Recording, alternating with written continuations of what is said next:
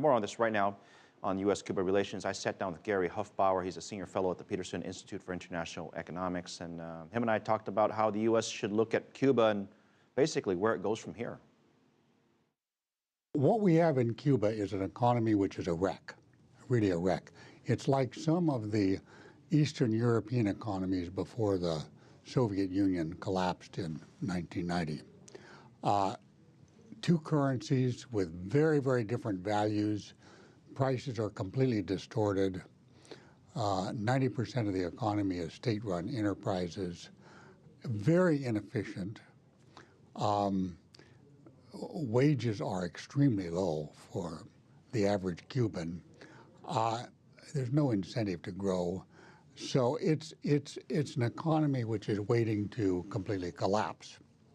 The economic headlines that came out after President Obama's announcement was this: Yes. Embargoes to be lifted, travel to be freed, visitations to be up, Marriotts and Westons opening up in Havana, and Americans to buy Cuban cigars at Walmart. Look, All that. you know that that's exaggerated. What's the truth of the outcome of this discussion? Because there's a political aspect of it as well, is that the president is not authorized to lift any embargo. Absolutely. You're right. And that's not widely recognized, but the president is not authorized. The law does not permit that.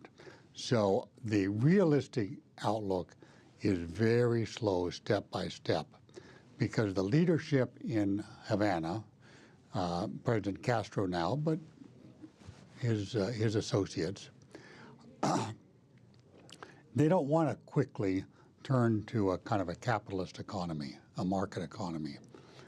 And if they did try to quickly turn to a market economy, there would be huge losers and huge winners. And that's a formula for economic destabilization. So it's going to be slow going. Yes, very slow. Soon. What does Cuba want from this? Cuba wants to grow. Cuba wants a path of economic prosperity, which is at least equivalent to what Mexico has enjoyed, and, you know, maybe better. They'd like to grow at 6–7% a year for several years. It's a country which is way under potential. And if that could happen, the government would be pretty popular. Right now, you know, it's not that popular. The banking sector, we talked about this. Yes. You want to have markets, you want to have commerce, you have to have a currency, and right now it's not clear how they're going to use the currency. Share with our viewers who may not be familiar with Cuba and the currency, dual currency issues. What's this all about, and how is it going to get fixed? Okay, you have to start with the point that there are actually two currencies in Cuba.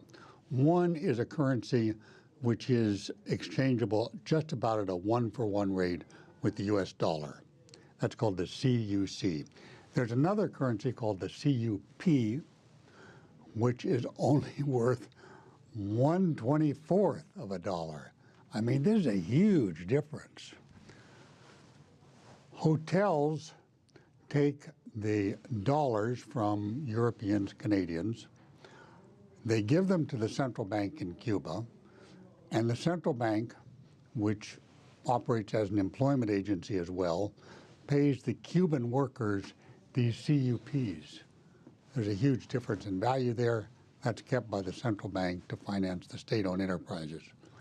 That's, I mean, this is just how, there's been nothing like this ever in history. Well, I was just going to say, has there ever been a time in history that something even similar has occurred that a state has been successful? Well, maybe 2-to-1 or 3-to-1 or 4-to-1, but not 24-to-1. So now you talk about banks operating in Cuba. Well, the only banks would want to operate in Cuba, would, U.S. Western Bank, would want to deal in the dollar, Cuban peso, the dollar linked.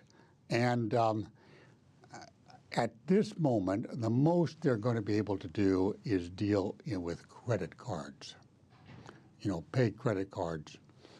Take Cuban companies, hotels, whatever, take U.S. credit cards, get paid in CUCs, which will then go to the central bank. The United States trying to normalize relations with Cuba on the economic side. Yes. How much of an impact did China's relationship with Cuba affect United States policy on this? I think it had a modest effect because China has been pretty active in Latin America generally, and especially in countries that have troubles. Venezuela would be the most troubled, but there are other countries as well that are troubled, and certainly Cuba is troubled. So China's influence there is pretty growing, and that would be a long-term concern for the United States, and particularly for the Pentagon. Nothing immediate, but long-term. How optimistic are you that we'll see some significant movement in 2015 in executing some of these liberalizations you've mentioned? I really think this agenda waits for the next president. Whether it's a Republican or a Democrat, I think the next president will liberalize very significantly. So in the period 2016 to 2020, yeah, I expect a fair amount. But the next 2 years, I think what Obama's done is, you've seen what you're going to see for now. It's a beginning. It's a small beginning to a big project.